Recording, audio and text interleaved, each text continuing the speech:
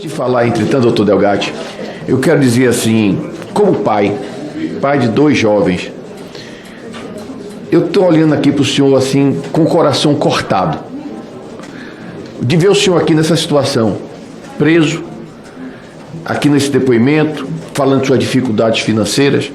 O senhor disse no começo que foi abandonado ainda criança pelos seus pais, porque o senhor é um homem de uma inteligência raríssima. Não nascem pessoas como o senhor toda hora. O senhor pode-se dizer que é um gênio, porque um homem que nunca estudou TI, que vai para o Ministério da Defesa, discute lá com profissionais altamente qualificados, que estudaram, que passaram em concurso para adquirir conhecimento, e o senhor vai lá quase que na condição de professor. Um homem como o senhor, certamente era para estar na academia, era para estar no ITA, era para estar na universidade, era para estar em uma grande empresa brasileira, dando uma contribuição extraordinária para o Brasil. Extraordinária. É uma pena que a vida, às vezes, prejudique um talento natural como o do senhor. É uma pena. Eu realmente olho assim como pai, e a posição aqui do senhor corta o meu coração. Corta o meu coração. Assim, acho que qualquer pai que tivesse um filho com esse nível de inteligência teria muito orgulho do senhor. Eu teria, né? Pela sua inteligência. Pela sua inteligência. Agora, o senhor teve uma vida errante e que o trouxe a essa condição aqui que o senhor está passando. Eu queria só fazer uma pergunta, uma única pergunta, só para entender, porque eu, diferentemente do senhor, sou quase um analfabeto digital. Então, é só uma pergunta mesmo técnica. Essa questão dessa palavra código-fonte, para mim, é uma coisa que eu, pessoalmente, não faço ideia do que seja. Eu já ouvi falar isso algumas vezes, mas, para mim, eu não entendo o que é isso. Quando o senhor diz assim, o código-fonte, ele é feito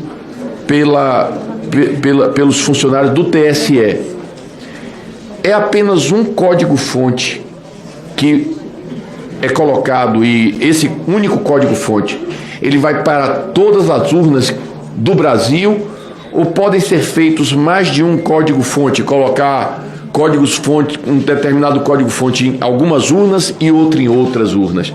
É só essa pergunta, porque é realmente uma curiosidade que eu tenho.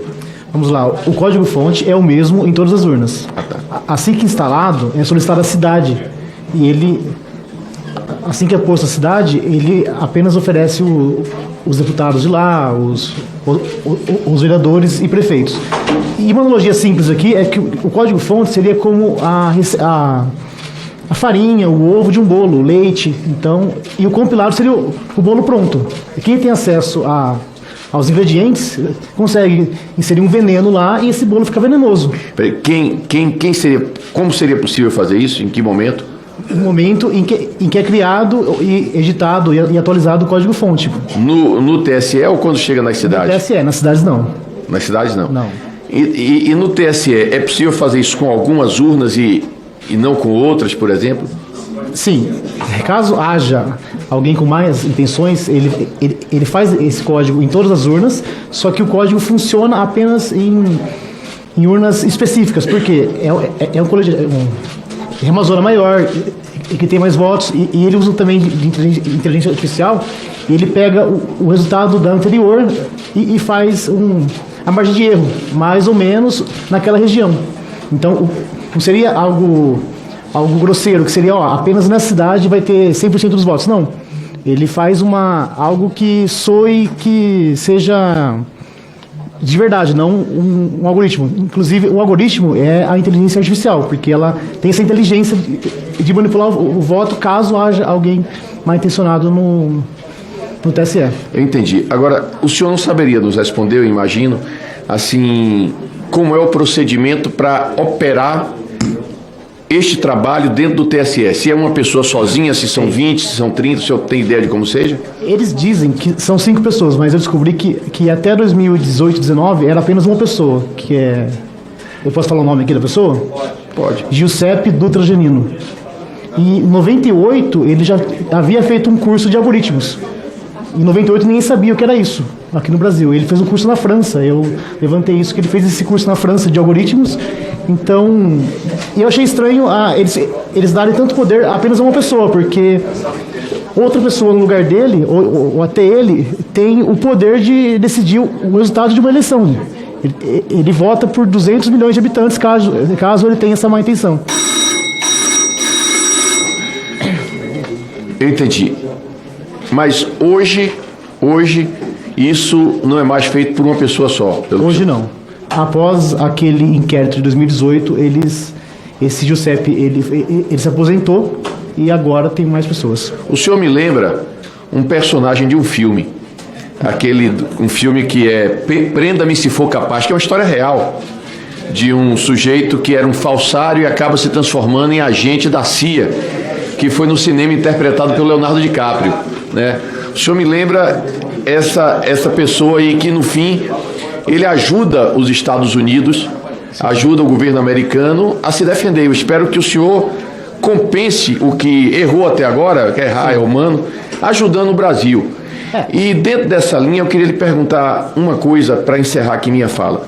Como uma pessoa que entende disso tão profundamente como o senhor, está claro que o senhor entende muito disso, qual sugestão o senhor daria na confecção do código-fonte para futuras eleições? Não que eu ache que houve nenhuma fraude, eu quero deixar muito claro aqui que eu me incluo entre aqueles que acreditam na lisura das eleições.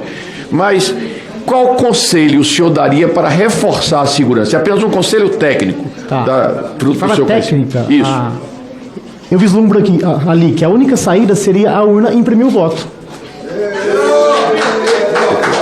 Seria a única saída, porque nunca se sabe se há pessoas mal intencionadas na manipulação do código, e após estudos e análises eu cheguei à conclusão que a única saída seria essa. Então não seria possível, por exemplo, se a urna imprimir o voto, que haja um voto votado e outro impresso diferente?